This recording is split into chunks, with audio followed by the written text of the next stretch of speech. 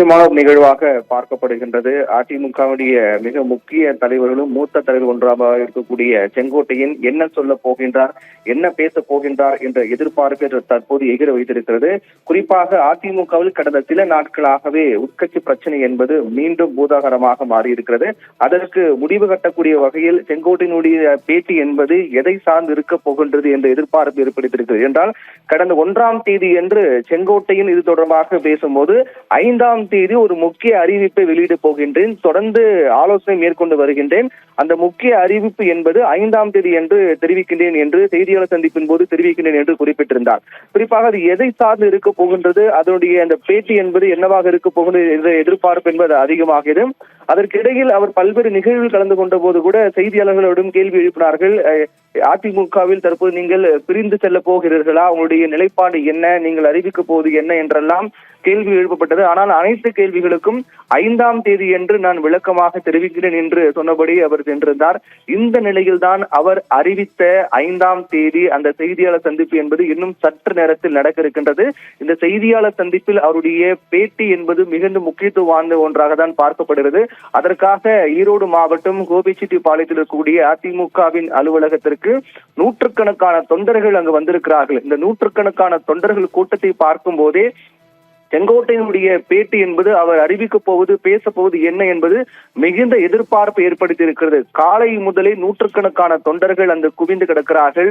என்ன பேச போகின்றார், என்ன அறிவிக்க போகின்றார், அவர் நிலைப்பாடு என்ன என்பது குறித்தும் அறிந்து கொள்வதற்காக நூற்றுக்கணக்கான தொண்டர்கள் அவர் அந்த அலுவலகம் முன்பாக காத்துக் கொண்டிருக்கிறார்கள்.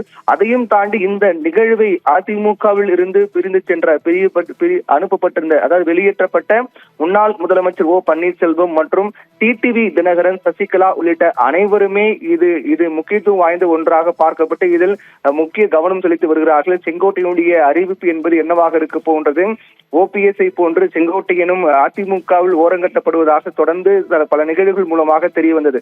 குறிப்பாக இந்த நிகழ்வு என்பது அதிமுகவில் மூத்த தலைவராக இருக்கக்கூடிய செங்கோட்டையன் இதற்கு முன்பாக பல நிகழ்வுகள் மூலமாக ஒரு அதிருப்தியுடன் இருக்கின்றார் என்று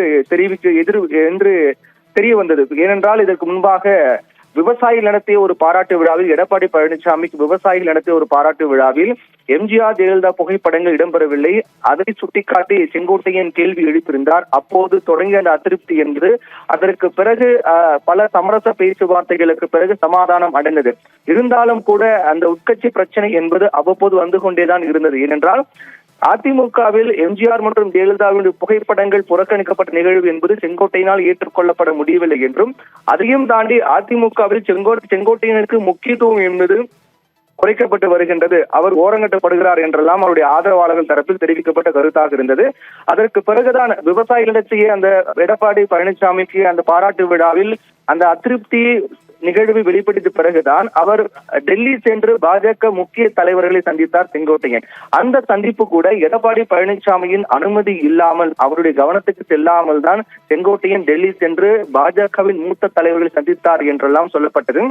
அப்படி என்றால் செங்கோட்டையனை வைத்து பாஜக இங்கு அரசியல் விளையாட்டை செய்கிறதா, அதிமுகவை பிளவுபடுத்த நினைக்கின்றதா, அல்லது எடப்பாடி பழனிசாமி பாஜகவோடு கூட்டணி வைக்க முற்படாவிட்டால் செங்கோட்டையன் மூலமாக அழுத்தம் கொடுப்பதற்காக இந்த ஒரு அரசியல் கணக்கை பாஜக போடுகிறதா என்றெல்லாம் அப்போது அரசியல் விமர்சகர்கள் பேசிய கருத்தாக இருந்தது. அதற்கு பிறகுதான் அதிமுக பாஜக கூட்டணி என்பது உறுதியானது. அதிமுக பாஜக கூட்டணி உறுதியாவதற்கு முன்பாக செங்கோட்டையன் மிகுந்த முக்கிய பேச்சு பொருளாக பார்க்கப்பட்டு வந்தார். செங்கோட்டையனை வைத்துதான் பாஜக காய் நகர்த்துகிறதா என்றெல்லாம் பேசப்பட்டு வந்தார். அதற்கு பிறகு அதிமுக பாஜக கூட்டணி உறுதியான பிறகு செங்கோட்டையன் சற்று அமைதியாக இருந்து வந்தார்.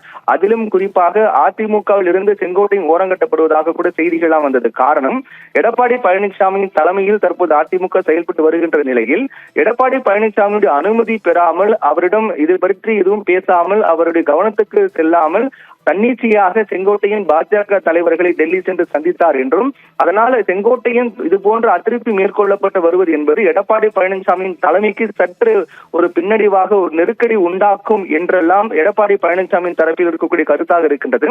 அதன் அடிப்படையில் தான் செங்கோட்டையன் தொடர்ச்சியாக ஓரங்கட்டப்படுகிறார் என்றெல்லாம் செய்திகள் வெளியாகின. இந்த நிலையில்தான் சமீபத்தில் இந்த பூதாகரம் என்பது வெளிச்சத்துக்கு வந்தது மிகப்பெரிய பிரச்சனையாக மாறியது.